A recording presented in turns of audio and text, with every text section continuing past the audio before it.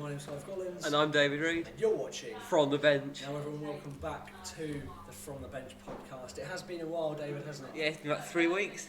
Just a little bit. How are you, mate? Yeah, I'm good, thanks. How are you? Yeah, I'm not too bad. Right, obviously, we're going to go on to the topic of Norwich City, and obviously they're off the back of a very disappointing and fuming loss against Leeds United. A poor Leeds United at that. David, what went wrong, mate? I think if you can't, I think it's just a group effort. You've got when a team has got nothing to lose, it's the hardest team to play against. When you look at Leeds, they went down and they fought back, and that's what Norwich didn't do. Like Norwich got stung. It's 2-1. You're thinking Norwich should be pulling us back. It's not like it was the 99th minute. And Norwich could get back into it. Yeah. It's like, do you know what? I was really impressed with the reply from the team after the first goal went in. And we went back at them, got at them, had a couple of shots, and then obviously Omobamidele, who was my man of the match, obviously, he had a fantastic performance against Leeds United, and I think he should be cemented into that starting lineup for the Brentford game. But for me, it's just, what on earth was that lineup, David? What formation was he playing? He had Milo Rashica, who at Werder Bremen, most of his time at Werder Bremen, was a striker, okay, or a centre forward. And then all of a sudden, obviously, he's a winger. When he came to Norwich, obviously the plan was he was going to play on the left or right wing, and he got put at left back. Where's the logic? Where's the logic in that? Oh, you had Kieran Down. I don't think Kieran Down knew where he was playing. Sargent, Pookie, Sargent as a striker isn't good enough, and I think we've worked it out. Yes, he works hard, and he is a good. He's a good. You said about Benteke though. Yeah, he's a good player. I don't think Sargent's a striker. He hasn't got the striker instinct. More of a cam. Yes, he wins balls in the air, and he, in all fairness, it's probably one of the stronger parts of his game is winning the ball.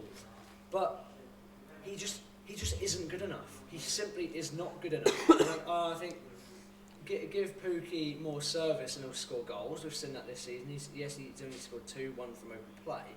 But if you give him chances, he will score.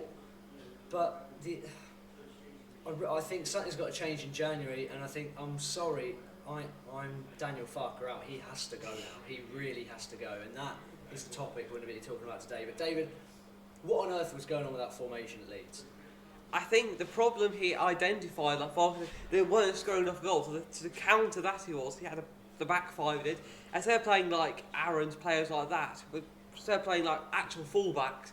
Instead of Yunulis? Yeah, he thought let's pile on some attacking threat. Let's put Leeds on the back front. Instead of having playing a back three now, we have a left wing back pushing up with him and Ray doing the defensive duties. Let's get a lot more attack. Let's get more service into the box. Let's get more pressure onto there. Because the problem playing with a fullback, unless you like Chilwell, it's not really attacking. That's the problem. Yeah, but Rashica isn't. He's barely a winger.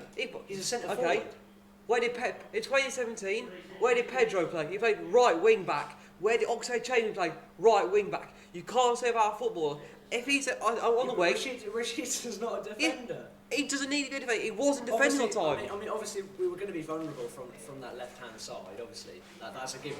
When you take the risk of putting a striker or a centre forward at left back, obviously, and then I think just after the first half, to be honest, I thought Norwich looked probably fairly in control of the game. I thought, yes, it was a bit championship-like. The football wasn't great, but I thought we had a good grip on the game, to be honest. I thought we were probably the better team going into half-time. And second half, I think, it started, and Leeds United, they had a flurry of attacks, and they were on us, and they looked really good. And like I said earlier, the response to conceding the goal is what we've been waiting for all season. As soon as Norwich conceded that goal, we got the ball, we were going forward, we were pressing the defence. And obviously we scored from the corner. Yes, we've only scored 1 goal from open play this season. We've scored 2 sort of set pieces, a penalty and a corner. But that means obviously with the height of our players, and we've got a fairly tall squad, to be fair, we should be winning corners. We should be looking to win corners and winning these set pieces, and we need to be more effective from them. And Omobamidele helped us to do that. But I don't know. For me, the lineup was just disjointed. And what happened to the football from last season, David? Obviously, last season, season before that, and the season before that. Yes, we got relegated in that Premier League season. But at least it was Ian Wright that said it before. At least last time Norwich were in the Premier League, they had some sort of identity. They were playing this attacking football. Yes, it was naive. Yes, it was silly at some times. But in some parts it worked. Norwich got relegated that season, but we had a lot of fun along the way. We beat Manchester City. We drew to Arsenal. We took on the big boys. We didn't really shy away from anyone. No matter who Norwich were playing against, we absolutely gave our all. And I don't know where that team has gone. And it's not the players. I don't think it's... Daniel Farke has absolutely, because of the back end of that season, has gone into this shell and he's changed the formation. He brought two wingers. He brought two wingers as our starlight signings, if you like. Milo Rashica and Christos Jolis. Okay? Both roughly £10 million each. Okay? We'll round it up. I think Jolis was just shy of 11 million and Rashica was 9.5 or something, but we'll round it up to 10 million each. So that's 20 million quid, and for half of the season, both of them have been sat on the bench because all of a sudden Farke's using a formation or a system, whatever this system is, that doesn't require wingers. And where's the logic in that, David? What was he thinking? I think he's prepared. You can have a strong starting 11, but when you look at Man City's team, they have a strong starting 11, a strong bench, and a strong. I think that's what Daniel Farke is trying to do, and he's trying to go for the whole season. Because he knew he got injuries again. He knew he could change formation to a winger formation. He's got wingers now. He knew he could change to a narrow formation. He's got that impact subs. And I think that's what he's trying to build. He's trying to build a Norwich team that is strong everywhere. And it's taking a long time because he's only brought a few signings. But you need to wait for the Norwich team to build until you got a big centre back in there, a proper consistent one, a proper big midfielder in there. Why should I spend money like that and keeping consistency? Yeah, but how do you spend that money if you get relegated to the Championship? Because all of a sudden, say if Rashica now goes and have a good season, or Jolis starts playing, he has a good season, Norwich still get relegated. They're both gone. They're both gone straight That's away. the risk and reward, isn't it? You can't... Obviously, Matthias Norman, he's arguably our best player. If Norwich get relegated, you can't now sign him or Kabak. Kabak is a good centre-back, but defensively, he's excellent. And probably our best centre back. On his day, it's very inconsistent. Kabak is. Yeah, the only issue with Kabak is sometimes he almost thinks he's a centre mid. You think he's Kurt Zouma? Yeah, he wants to drive the ball forward. He's like a bad version of Kurt Zouma. And yes, it worked against Burnley, sort of, but he'll drive the ball forward, and he won't really know where he's. It sort of looks like Bambi. He sort of just dangles his way through the whole field. He's just seeing a straight line and going for it. That's right. Yeah, because he's got such a tunnel vision. He thinks he's going to score himself. He's got Sargent running, Pookie running. He thinks he's prime Ronaldo. But going back to the whole winger thing, when you've got wingers and you're not using them, like you said, yes, improvise and use the players you've got until you've got a good team. But if that's not working, use your wingers. Rashica was playing left wing back. He's a centre forward. For me, Farke's got to go. And obviously, I guess we can move on now to we've both picked three managers that we both think will suit Norwich City and I guess give us whatever's left of a fighting chance to stay in this league. David, I'm going to let you go first because you've got some very interesting picks. Yeah, I've gone for some more outside the box picks. I've gone for Andrea Pirlo. I know he's been recently sacked from Juventus, he has. But when you look at his style of play and how he has transitioning play, where he can go from sitting one really block deep, then he goes to a lot of attacking play. And I think that'll really suit Norwich, where you need a solid consistency defendingly, but you can also attack. And I think that's what Pirlo can bring, because even though he hasn't got much experience, he's graduated from the top academies in Italy. And I think even though somebody's touted for the Norwich job, I think if he goes for it, that's a lot of experience for a coach. You say when he goes to if he goes back to Juventus or back to a team he's was manager, he can say I've done this in the Premier League, I've grafted here now, and that's what I imagine. Kept this team up. Yeah, look at I kept a team up that was pretty much down. Yeah, and he puts it in inspired play. If you're in a team and you're not a good player, and you see you're not good, a person says I managed this player in this team and made him good. Now I can do that same to you. Other options I've gone for is Lampard. I know he's been doing what I know. He said he got the Chelsea job, and that's all he wanted. But he's still an option out there. He can still get his foot back into football. So he can still go for the Chelsea. The Chelsea job's not closed for him. It doesn't. If he gets more experience and learns the game, that's the problem. He went from Derby, from the Championship to the Premier League, and just didn't know. Whereas Norwich are more of an in between for him to go to. But I think this works for any manager, doesn't it? Because if they come to Norwich and somehow do a miracle and keep Norwich in the Premier League. One of my managers has done it multiple times, and obviously he failed it with West Brom. And I'll actually go on to him now after you've spoken about your first two. Sam Allardyce, I think, is the man that Norwich City really could benefit from, because he's a manager that he has had a lot of experience, a lot of grit in that relegation zone, and I think he's a manager that will sort of, Norwich are sort of painted as the picture of the nice team in the league, if you get what I mean. Like yes, this season we're particularly easy to play against, but like seasons before, Norwich are that team you go to and like, I'm not going to get injured, I'm not going to get beat up here, because our players, like, the philosophy is almost too nice. Do you know what I mean? Like, Norwich are too nice to play against. We don't go in for the gritty tackles. Maybe Matthias Norman is the type of player that will do that. But either Allardyce, Chris Wilde, Norwich need a manager that's going to play a bit of shithouse football. Neil Warnock. A little bit of Route 1 football I'd like to see from Norwich. The Sean Dyche 4-4-2. It's strange because we've got the players to play this tiki-taka football. All of a sudden Farke's gone inside his shell. But I think to get those players doing that, like with Brighton, when they had Chrissy Houghton, they were playing shocking football, weren't they? But they were playing, that's what I mean. They were playing shocking football. They stayed up with consistent bad football. They stayed up with it, and then they brought in Graham Potter, and now look at them. They're playing really exciting football, and they're up in dream world at the moment in the Premier League. You talk about West Ham as well. That's what I mean. So if Norwich can do that, obviously we might be a bit far gone now. Leeds really was, mathematically Leeds was really the chance to, because we'd have leapfrogged Newcastle in that game, and that was the chance to sort of stay up. But Norwich have 5 games at the moment. Okay, you've got Brentford, Southampton. I'm pretty sure Wolves are in there as well.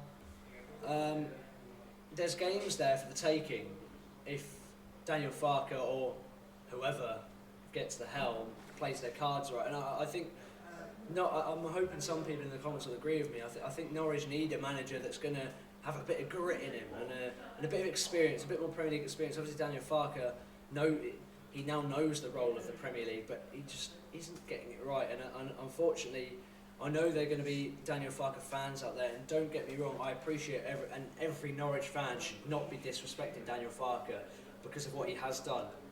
But I would rather him leave now before it gets toxic and we're really in the mud, and then obviously everyone starts forgetting what Daniel Farke did for us. I mean, Norwich were close to some sort of collapse turned Arsene Wenger before they came. And before Stuart Webber and Daniel Farke came in, they sort of revolutionised the club. They shook it of everything they didn't want. Got us won 2 championship titles. But do they need to do that again? A big shake-up again? Like, really shake the club We've up? already done that. Yeah, but it's not working, is it? You're not staying in the Prem. We've got rid of most of the German players that Daniel Farke first put in. Mario Vrancic. It's not just players that run the club. Stiepermann. I understand what you mean. Maybe Ralph Farmer. Maybe a shake-up of the board is in order, but does that include Stuart Webber and Daniel Farke? Do they come as a pair? Because another thing with Webber's recruitment, obviously, like they said at the end of the transfer window, they came out and said, "Oh, this was plan B or C of what our transfer window was supposed to be."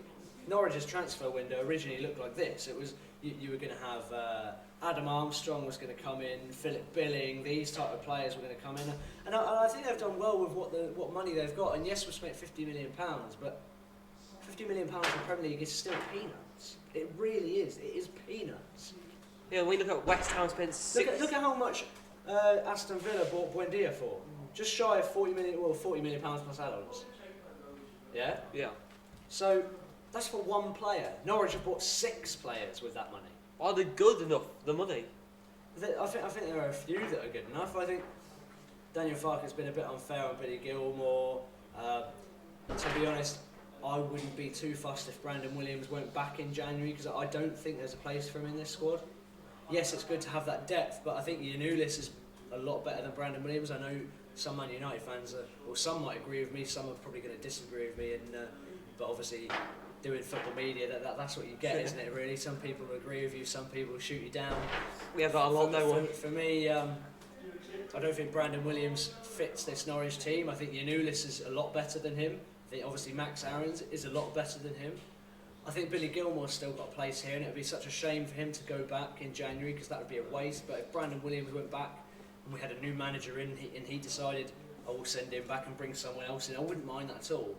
But I think when you look at Pirlo, Lampard, Allardyce, Wilder, maybe even Nuno, who's just out of the job at Spurs, I'm sure he'll be looking to redeem himself as soon as possible. He hasn't really need to redeem himself.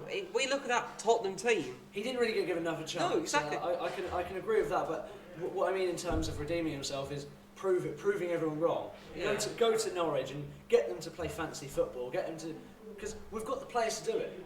We bought in Rashica, we bought in Jolis, we bought in Matthias. These are all players that are good enough for this league, and they are good enough for this league. Sargent is one that, I don't know, maybe under a different manager, they'd be a bit more strict with him. And yes, he works hard, but his finishing has to improve, unfortunately. For me, he's not a striker. I don't think he's a striker. More of a centre forward to hold up the play. Yeah. Because if you're wingers, centre forward, the wingers going beyond him. A lot better This like is that. the problem. We're not playing wingers. Obviously, a player we haven't spoke about is Todd Cantwell, and sure, it's got to be down to a falling out with Daniel Farker, isn't it? Really. Oh, if when players question a manager, they don't like that. It's a problem. And the problem is no one will speak No matter up. how good he is. No, when you look at Lincoln against Blackpool in the final, we're not making substitutions. We are trying to take the game to them. It's not making substitutions. And as a assistant manager, as the players, you should be really screaming at the manager, bring me on now. Oh, the assistant manager is going, we need to change something now. And it took him to the 80th, about 70th minute to make a substitution. And it was the wrong one. As a system, how can you be assistant manager, assistant captain, and stay by and go, yes, that's the right decision. Let's see if we can lose the game. Because what about the manager is no one's challenging the points, and that's when an assistant manager challenge a guy's point. When you look at Conte last night, him as assistant manager work well together. When you take Danny and Nicky Calley, they work well together. When you've got that balance, that shower of shite that is Tottenham Hotspur. I think Conte done quite well with it. I mean, Tottenham tried to do what Tottenham do, but luckily Conte managed to prevent that. And I think we could see a new era of Tottenham Hotspur potentially with Conte, but. I think, Dave, I think we've covered everything we want to. We've sort of voiced out. I've been waiting to voice my opinion on Norwich City in recent weeks. Lincoln's next, isn't it? I think the board will give Daniel Farke Brentford, and if there's nothing at Brentford, if nothing changes at Brentford, I think he is going to go. And I think Allardyce, Wilder. I mean, it was going to be Eddie Howe, but Newcastle have swooped in for him, so we jumped the gun on that one. We're a bit late for him. And I think we just have to wait and see what happens. But David, I really enjoyed chatting to you about this. Yeah, it's been really good. About this topic. It's been a pretty good one. I'm sure we'll have an episode on Lincoln next and see. Oh yeah, that'll be it's a longer video. That'll be. See Michael Appleton's antics with Lincoln. Jeez. But anyway, guys, hopefully you've enjoyed this episode of From the Bench, and